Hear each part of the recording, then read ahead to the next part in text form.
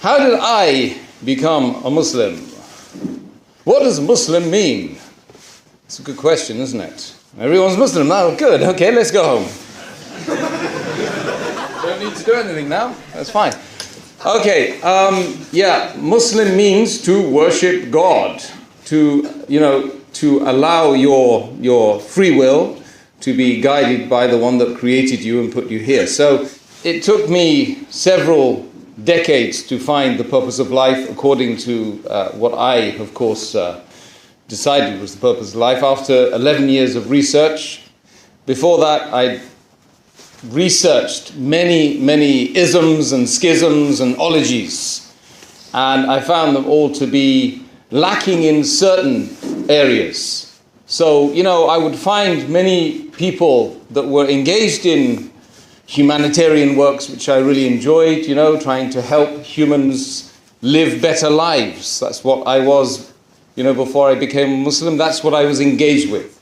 I spent a long time reading people like Gandhi, Mahatma Gandhi, and then I started reading into this man, because he seems a very sort of dedicated chap, to humanitarian causes, and that's what I was upon. So kept reading and reading and reading. The only thing that I really didn't appreciate about him was his loincloth. But the rest of it was pretty cool. He was a pretty cool individual. So anyway, he took on the Brits, didn't he?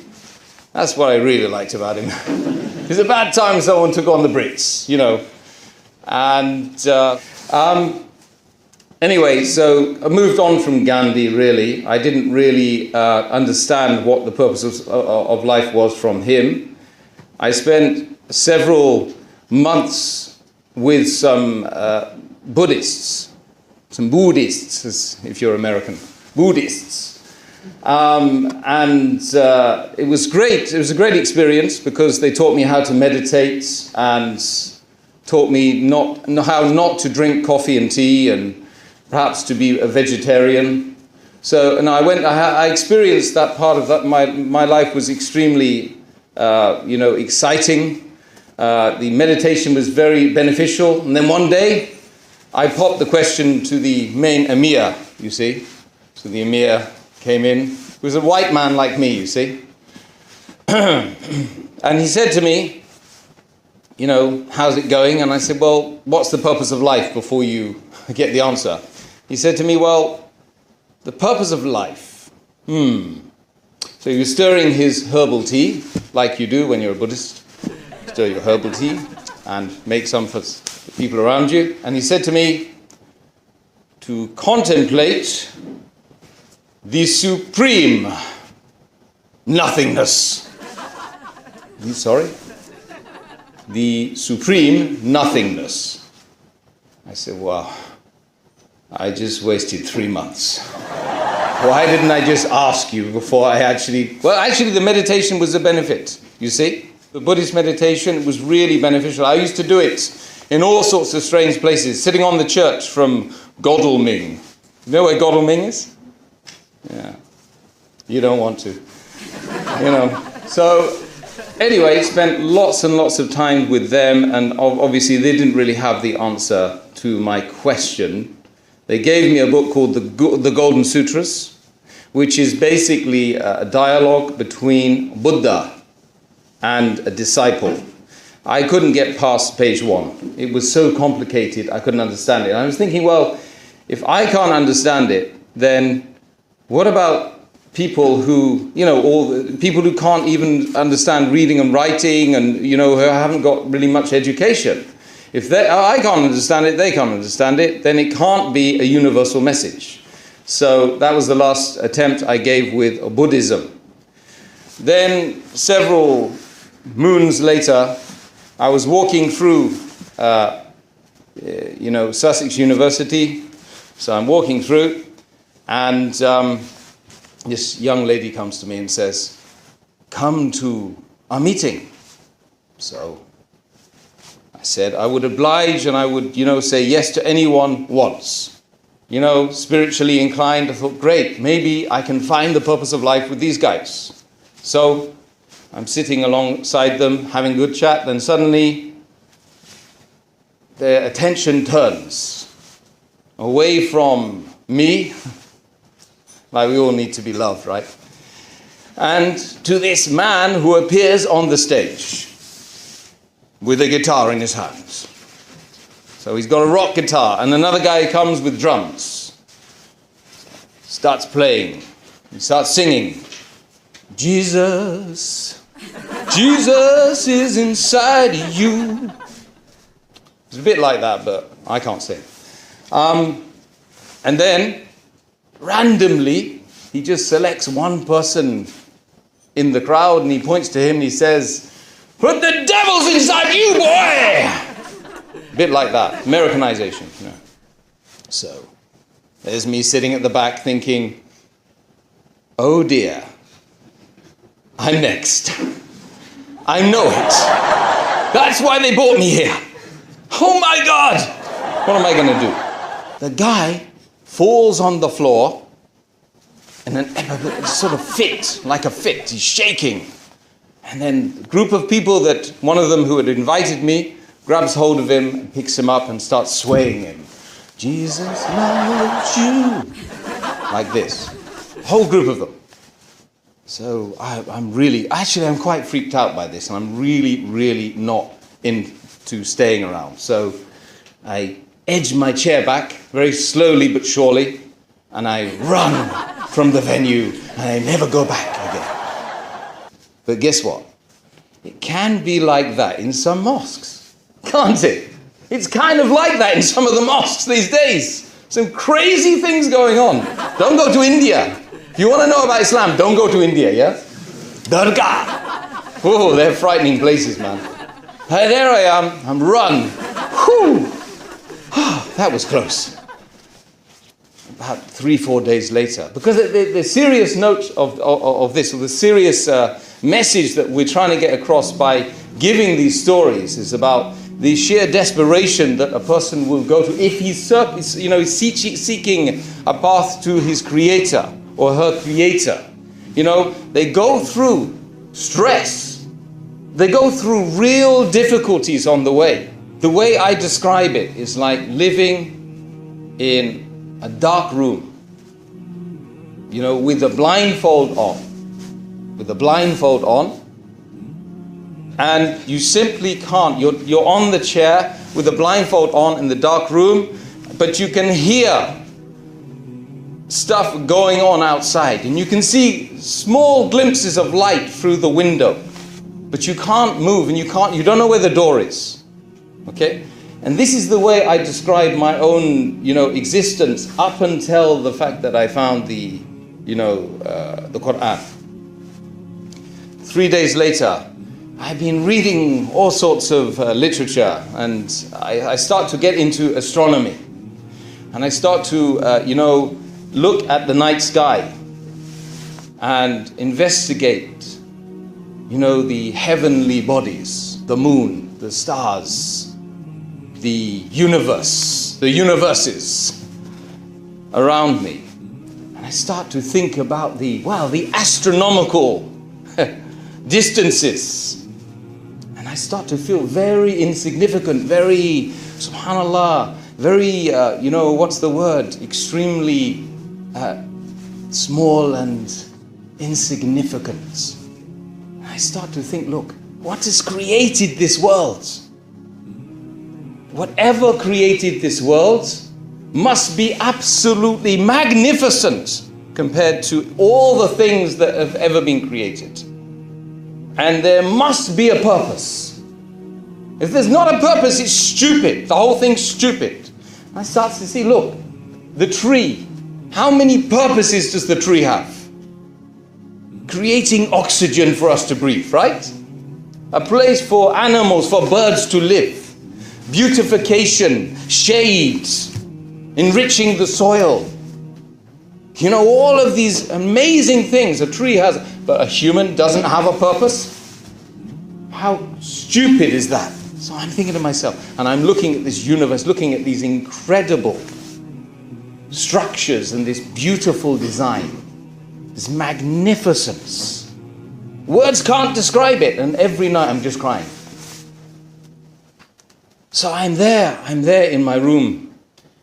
I'm thinking, look, most of the people here are Christians.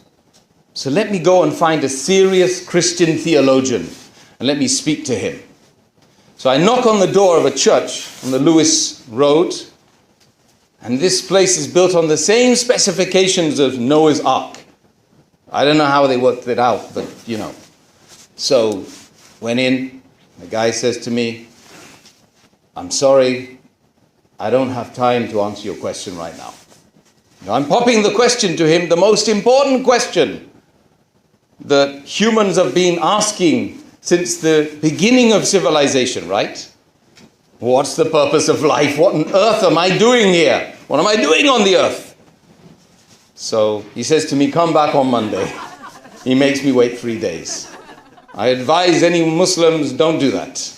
Any people of any persuasion or faith, engage with people. If they ask you the question, then answer it to the best of your ability. So 3 days later, I went back. He was kind of busy anyway, but he managed to give a window of opportunity for me to speak to him. And so he says, so how can I help you? I said, well, look, see, I've got an issue. What on earth am I doing on this planet? Who am I? Who is God? Why have I been created? What's my purpose? And I'm pouring my heart out. I'm about to cry. Because when you're asking questions like that, and you think you're right on the verge, maybe, of finding out what this mystery is all about. You see? The guy says to me, after thinking for a bit, he says, have you ever thought about doing a theology degree? Look, you made me wait 3 days, mate, but you ain't making me wait 4 years. That's how long it takes. Trinity College, Dublin, I checked it all out. I decided against it because it was extremely dogmatic. It didn't seem to answer fundamental questions very, very easily. It seemed to make you want to have to learn a whole scientific language before it would tell you the basic thing. What are you doing here, man? I don't know. That's what he told me. I went out of that place pretty depressed. I can tell you that. I never went to the extent of considering taking my life or anything like that, but it got very close sometimes. So hundreds of conversations, hundreds of meetings with people of different persuasions and different religious backgrounds, different cultural backgrounds, in different countries. I was in Pompeii. Pompeii was destroyed by Mount Vesuvius. It was erupted. I was looking at what they were doing in Pompeii. Do you know what they were doing in Pompeii? Who's been to Pompeii? What did you see in Pompeii? Just reflect. Allah says in the Quran, He says, Siru fil ard. Travel in the world. See what the condition of the people that came before you. They were stronger than you, they were mightier than you, but they are dust now. They're back to their Creator. Massive civilizations, extremely sophisticated. But the activities in Pompeii, bestiality. You see, there was one street I went down just for people who want to have sex with dogs. Go to Pompeii and don't take my word for it. Why was Pompeii destroyed? Why? Why on earth? Why was it destroyed? Why did Mount Vesuvius cover it up and then allow people to see the condition of the people as they died? This was such a smackdown for me. It was like, that's serious. So all of these things and these incidents and these, the evidences that I was seeing were informing me of something higher power, some greater essence, some greater power. After all of this, after all of these visits and so on and so forth and meetings, I was in the university, and I was with, a girlfriend. She said to me, Tim, tomorrow, don't come here. So I said, well, so what sort of thing is that to say to somebody that you care about? She It's got something to do with my religion, you see. He said, no, it's to do with my religion. I said, look, religion or you, one of you is wrong. She got very angry and went in the morning to the ISOC, like you do when you have a girlfriend who's a Muslim. So I knocked on the ISOC door, like you do, opened the door, a man, long beard, khutra, Saudi style. Excuse me, I've got a problem with my girlfriend. You will have if you don't get rid of her.